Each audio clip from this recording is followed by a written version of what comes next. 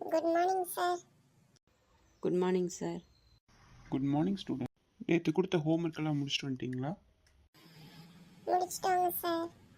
ஏதாவது தமிழ் கதை படிச்சுட்டு வர சொன்னேனே, படிச்சுட்டு வந்தீங்களா? படிச்சுட்டு வந்துட்டோம் சார்.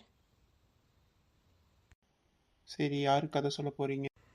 சார் நான் சொல்கிறேங்க சார். சார் நான் சரி, சொல்றேன் சொல்லு. சார். சரி, நீயே சொல்லுப்பா. என்ன கதை பேரு?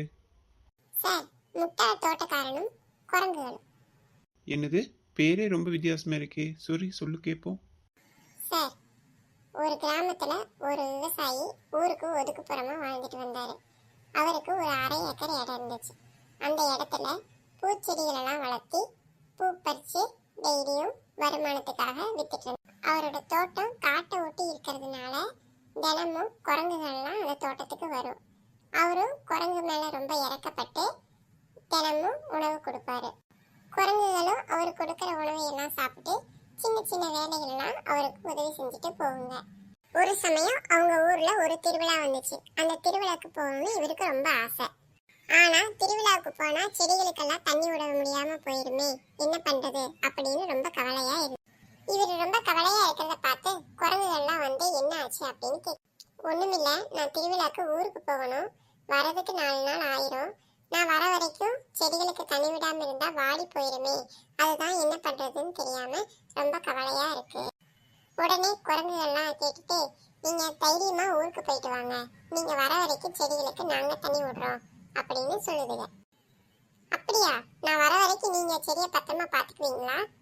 சரி, நீங்க செடிக்கு தண்ணி விடும்போது மறக்காம வேர் நினைகிற மாதிரி செடிக்கு தண்ணி விடுங்க அப்படின்னு சொல்லிட்டு அவரும் சந்தோஷமா ஊருக்கு போறாரு.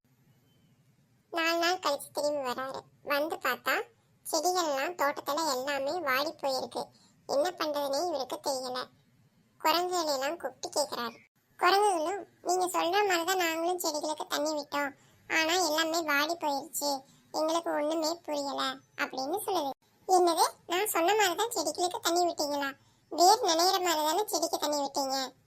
குரங்குகளும், ஆமா, நீங்க வேர் நினைகிற மாதிரி செடிக்கு தண்ணி விட சொன்னீங்க, நாங்களும் செடிக்கு தண்ணி ஊற்றும் போது வேர் நினைதா இல்லையான்னு எங்களுக்கு தெரியல, அதனால ஒவ்வொரு செடியா பிடுங்கி பிடுங்கி பார்த்து பார்த்து வேர் நினைகிற மாதிரி தண்ணி ஊத்திட்டு அதுக்கப்புறம் திரும்ப நட்ட வச்சோம். இருந்தாலும் செடியெல்லாம் வாடி போயிருச்சு, எங்களுக்கு என்ன பண்றதுன்னே தெரியல அப்படின்னு ரொம்ப அப்பாவியா குரங்குகள்லாம்.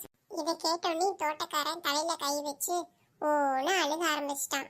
ஒரு முட்டாள் குரங்கு கிட்ட எல்லாம் நம்ம வேலை கொடுத்த நானும் ஒரு முட்டாள் தான் அப்படின்னு சொல்லி கத்தி அழுக ஆரம்பிச்சிட்டான். இவன் அழுகிறத பார்த்துட்டு குரங்குகள்லாம் காட்டுக்குள்ள துண்டை காணும் துணியை காணும்னு ஓடி போயிடுச்சுங்க. சார், அவ்வளவுதான் சார், கதை முடிஞ்சிருச்சு. கதை ரொம்ப அருமையா இருந்துச்சுப்பா. சரி, நாளைக்கு வரும்போது இன்னொரு கதை படிச்சுட்டு வாங்க, கேட்போம்.